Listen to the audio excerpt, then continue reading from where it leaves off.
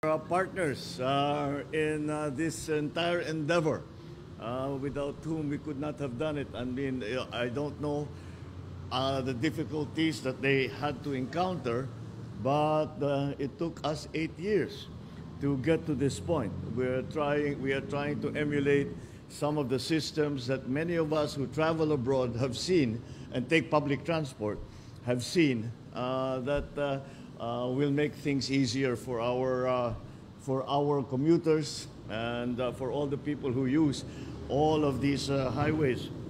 Nandito po, San Miguel Corporation Chairman and CEO Ramon Ang, and Metro Pacific Investments Corporation Chairman and CEO Manny Pangilinan. Two of our stellar partners in the private sector. Marami sa ating ginagawa ngayon, hindi kayang gawin ng pamahalaan lamang. Kaya't natin sinama at humingi ng tulong sa ating mga private sector partner. At masasabi ko naman, kapag tayo humihingi ng tulong sa kanila, hindi pa tayo hinihindian. Talagang lahat ng maaari nilang gawin, ginagawa nila para magkaroon tayo ng matagumpay na programa kagaya nito. The Toll Regulatory Board Executive Director, Jose Arturo Tugade. Aba, may dala kang pala. My fellow workers in government, other distinguished guests, ladies and gentlemen, good morning. Sa mga nakaraang taon, naging bahagi na ng karaniwang biyahe nito sa Kalakhang, Maynila, at mga karatig probinsya ang paggamit ng yung RFID. Malinaw ang layunin nito, mapabilis ang daloy ng trapiko sa mga toll gate.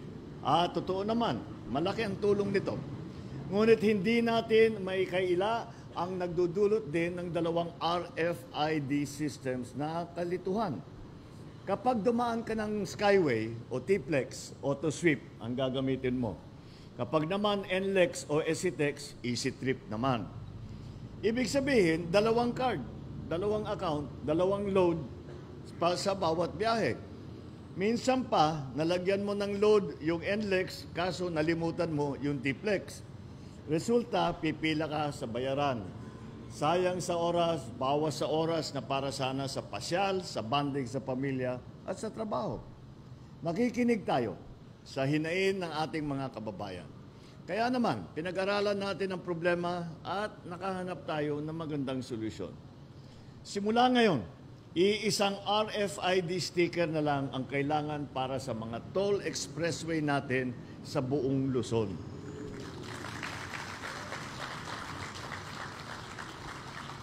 Ilulunsad din natin mga group fleet account sa susunod na taon. Sa ngayon, inuna natin ang ating mga private commuter.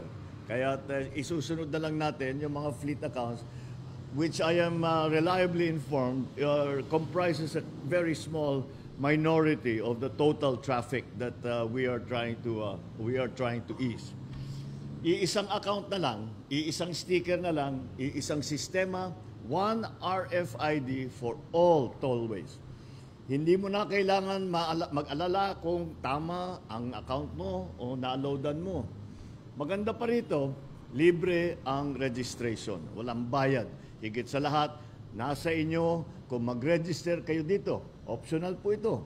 Kung hindi nyo naman nagagamit ang isang sistema, ay set up na, bahala kayo kung ano yung kailangan ninyo. Kung kailangan nyo yung dalawang sistema na ipagsama, nandyan ang option. Kung hindi nyo naman ginagamit ang isang sistema, manatili kayo dun sa inyong pang-araw-araw na pangangailangan. Ngunit, kung ninanais nyo ng mas simple na pinagsamang account, pwede na. Ginawa nating madali. Abot kamay, hassle-free ang buong proseso.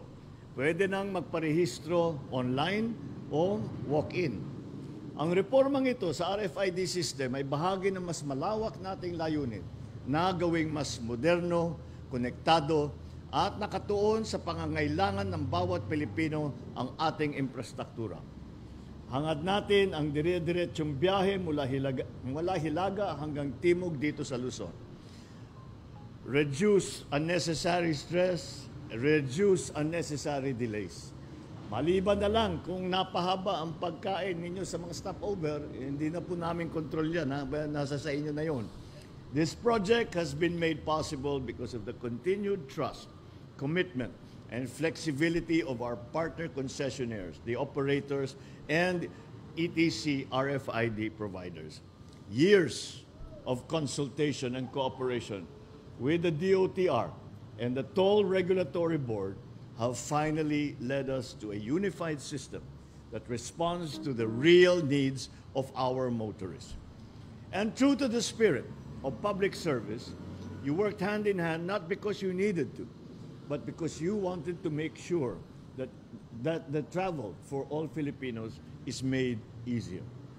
This is a true Filipino spirit, one of unity, bayanihan, and pakikipagkapwa.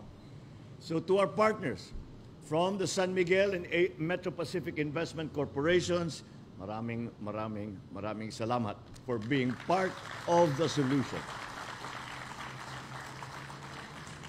This is once more proof that together we can create innovative solutions to the everyday challenges faced by our people. Muli, isang paalala para sa ating mga biyahero at motorista. Hinihikayat namin kayong siguraduhin may sapat na load ang inyong RFID bago bumiyahe. At sa mga wala pang account, iniimbitahan namin kayo na subukan ninyo ito. Madali lang ang proseso. Tiyak na malaking tulong sa inyong paglalakbay. Mga kababayan, patuloy po nating pinapahusay ang ating transport system. Mas gaganda pa po ito kung magtutulungan tayong lahat. Kaya tuloy-tuloy ang kooperasyon at disiplina sa kalsada. Maraming salamat. Mabuhay tayong lahat. Mabuhay ang bagong Pilipinas. Thank you, Mr. President.